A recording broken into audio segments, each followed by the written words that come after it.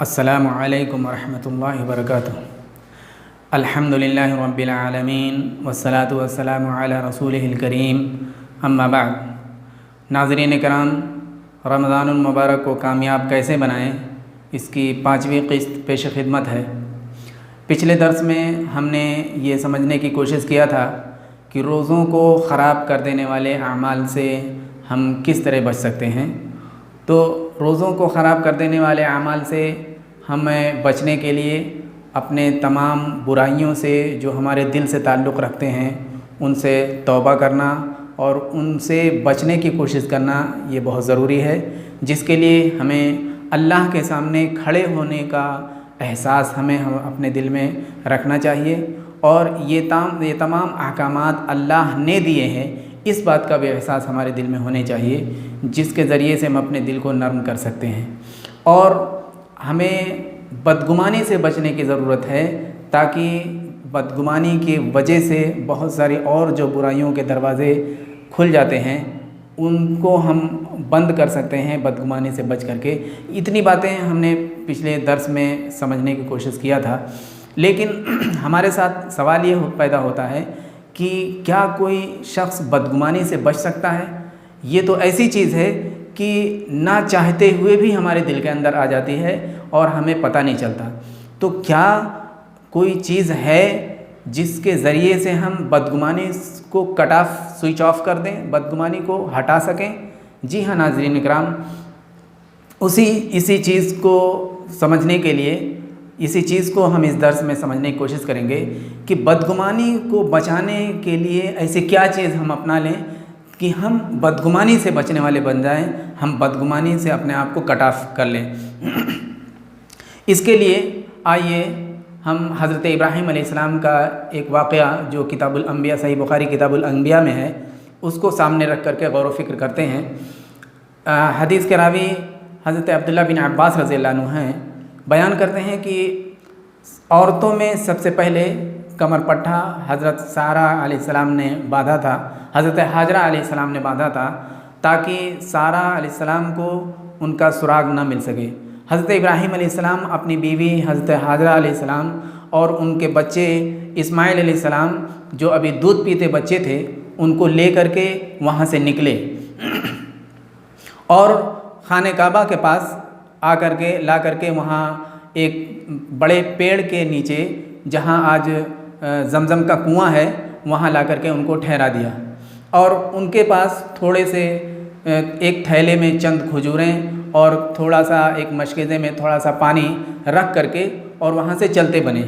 جب یہ چلنے لگے تو مائی حاجرہ علیہ السلام ان کے پیچھے آئیں اور ان سے پوچھتی رہیں کہ آپ ہمیں اس بے آب و گیاہ وادی میں، جہاں نہ تو کوئی انسان بستا ہے، نہ کھانے پینے کی کوئی چیز ہے، یہاں چھوڑ کر کے کیوں جا رہے ہیں، کہاں جا رہے ہیں؟ حضرت ابراہیم علیہ السلام نے کوئی جواب نہیں دیا، وہ چلتے رہے، یہ پیچھے یہی پوچھتے رہیں۔ آخرکار جب انہوں نے یہ پوچھا کہ کیا اللہ کا حکم ہے، اللہ الذی امرک بہذا، کیا اللہ نے ایسا کرنے کا آپ کو حکم دیا ہے؟ اس پر حضرت ابراہیم علیہ السلام نے کہا ہاں یہ اللہ کا حکم ہے۔ جب انہوں نے یہ سنا کہ اللہ کا حکم ہے تو مائی حاجر کا جو جواب تھا وہ یہ کہ اذن لا یضیعنا، پھر آپ جائیے، اللہ ہمیں ضائع نہیں کرے گا۔ اس کے آگے یہ روایت اور لمبی روایت ہے کہ پھر حاجرہ علیہ السلام بچے کے پاس آتی ہیں، دودھ پلاتی ہیں، پھر پانی ختم ہو جاتا ہے، پانی کی تلاش میں صفا مروہ کے پر دوڑ لگاتی ہیں، آخرکار ان کو زمزم ملتا ہے، زمزم کا ذکر ہے، پھر اس کے بعد وہاں آبادی بستی ہے، پورا ذکر ہے۔ لیکن ہمیں واقعے کے اسی پہلو پر اتنی سی بات پر ہمیں غور کرنا ہے کہ آخر وہ کون سی قوت تھی کہ جو اس اللہ والی کو وہاں جما دیا اور ان کی زبان پر ایک بھی حرف شکایت نہیں آنے دیا۔ آپ سوچیں ذرا کہ ان کے خلاف سارے سچویشن مائی حاجرہ علیہ السلام کے خلاف تھا۔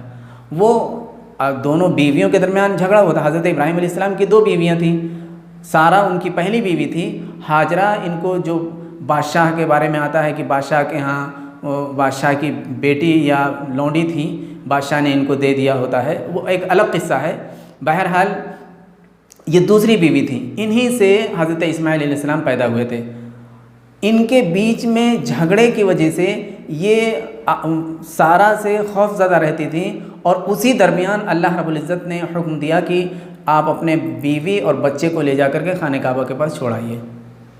اور اس پر جب یہ چھوڑ کر کے جانے لگے، آپ سچویشن دیکھیے، حالات دیکھیے، چھوڑ کر کے جا رہے ہیں اور یہ پوچھ رہی ہیں اپنے شوہر سے، شوہر کوئی جواب نہیں دے رہے ہیں۔ اس کے باوجود یہ اللہ کی بندی ایک بھی لفظ، شکایتی لفظ اپنی زبان پہ آنے نہیں دے رہی ہے، اور اس کے باوجود اس کی زبان سے کیا نکل رہا ہے؟ کیا اللہ کا حکم ہے؟ ہاں اللہ کا حکم ہے، تو پھر آپ جا سکتے ہیں۔ یہ اطمینان سے یہ کہنا، آخر کس پاور نے اس اللہ کی بندی کو اتنے اطمینان کے ساتھ وہاں ٹھہرنے کے لیے مجبور کیا، وہاں ٹھہرنے کے لیے طاقت دی؟ میرے بھائیوں، اگر ہم اس پورے واقعے پر غور کریں تو مائی ہاجرہ کا جو توحید اور اللہ کی ذات پر بھروسہ تھا، اسی اللہ کی ذات پر بھروسہ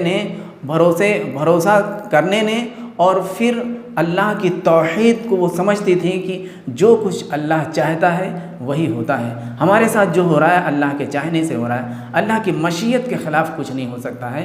اللہ کی جو مرضی ہے اسے ہمیں تسلیم کر لینا چاہیے، اور اسے وہ ہمیں منظور ہے۔ اگر اللہ ایسا چاہ رہا ہے، اللہ نے حکم دیا ہے، تو ہم اس کے حکم پر اپنے آپ کو قربان کر دینے کے لیے تیار ہیں۔ یہ چاہت اور یہ اللہ کی ذات پر بھروسے نے ایسے الٹے حالات میں ان کے قدم کو ڈگمگانے سے روک دیا، ان کو اور مضبوطی کے ساتھ وہاں جما دیا۔ ورنہ آپ سوچیں کہ ہمارے ہاں عورتیں گھروں میں ڈرتی ہیں، اور وہ بھی ایک عورت ذات تھی کہ وہاں رات بھی آنے والی تھی، اور کوئی وہاں دور دور تک آبادی بھی نہیں، پانی کی کوئی جگہ نہیں، نہ تو کوئی کھانا نہیں۔ اس کے باوجود ساتھ میں کون ہے؟ صرف ایک دودھ پیتا بچہ۔ ناظرین کرام، اگر ہم اس واقعے پر غور کر لیں تو اللہ کی قسم کوئی شخص اگر اس پر غور کر لے، رات کی نیند حرام ہو جائے گی کہ آخر وہ کون سی پاور تھی، یہ ہوا کیسے؟ ہوا اللہ رب العزت کے ساتھ، اللہ رب العزت پر بھروسے کرنے سے۔ اور جب آدمی توحید پر اپنے آپ کو جما لیتا ہے، اللہ کی ذات پر بھروسہ کرنے لگ جاتا ہے، تو پھر برے سے برے حالات اور الٹے سے الٹے سچویشن میں بھی وہ اپنے آپ کو ثابت قدم رکھتا ہے۔ ٹھیک یہی حال مائی ہاجرہ علیہ السلام کا تھا۔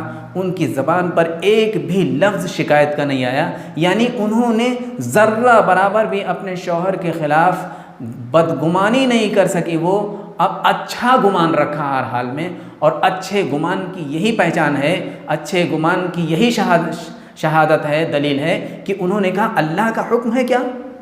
اللہ ابھی تو پوچھ رہے ہیں کہاں جا رہے ہیں، کیوں چھوڑ کے جا رہے ہیں، کوئی جواب نہیں مل رہا ہے، پھر کہنی اللہ کا حکم ہے کیا؟ ہاں اللہ کا حکم ہے، پھر تو آپ جا سکتے ہیں۔ میں جو سمجھانا یہ چاہ رہا ہوں کہ اگر ہمیں بدگمانی سے بچنا ہے تو ہم کو توحید پہ مضبوط ہونا پڑے گا۔ ہمیں ہر حال، ہر آن، ہر لمحہ ہمیں توحید کو اپنے دل میں رکھنا ہوگا، اللہ کی ذات کو پہچاننا ہوگا، اللہ کو پہچاننا ہوگا، اور اللہ کی وحدانیت، اللہ کی ربوبیت کو ہمیشہ اپنے سامنے رکھنا ہوگا کہ ہمارے ساتھ جو کچھ ہو رہا ہے، ہم کو جو کچھ مل رہا ہے، چاہے دکھ مل رہا ہو، سکھ مل رہا ہو، سب اللہ کے چاہنے سے۔ کسی نے ہمیں اگر کچھ کہہ دیا، کسی نے ہماری بے عزتی کر دی، ارے اللہ اگر ہمیں عزت دینا چاہے گا تو کون ہمیں بے عزت کر سکتا ہے؟ اللہ اگر ہمیں ذلیل کرنا چاہے تو ہے کوئی جو ہمیں عزت دے سکتا ہے؟ پھر یہ چیز اگر ہم اپنے ذہن میں رکھیں گے تو بھلا ہم اپنے بھائی کے خلاف بدگمانی اپنے دل میں کیوں لائیں گے؟ اور جب ہم بدگمانی سے اپنے آپ کو بچا لے جائیں گے تو میرے بھائیوں، آپ یقین نہیں کریں گے، ہم بہت ساری برائیوں سے اپنے آپ بچنے والے، یا یوں کہیں کہ ہمیں ان تمام برائیوں سے اپنے بھائی کے تئیں حسد کرنا، اپنے بھائی کے تئیں اس کی جاسوسی کرنا، اس کے عیبوں کی ٹوہ لگانا، یا اس طرح سے اسے بے ظلم کرنا، بہت ساری برائیوں کے دروازے ہم بند ہوتے ہوئے دیکھیں گے، اور ہمیں ان سے بچنا آسان نظر آئے گا۔ اللہ رب العزت سے دعا ہے کہ ہمیں ان توحید والا بنائے، اور ہمیں بدگمانی سے اپنے آپ کو بچانے والا بنائے، ہمیں اللہ کی ذات پر بھروسہ کرنے والا بنائے۔ آمین۔ السلام علیکم ورحمۃ اللہ وبرکاتہ۔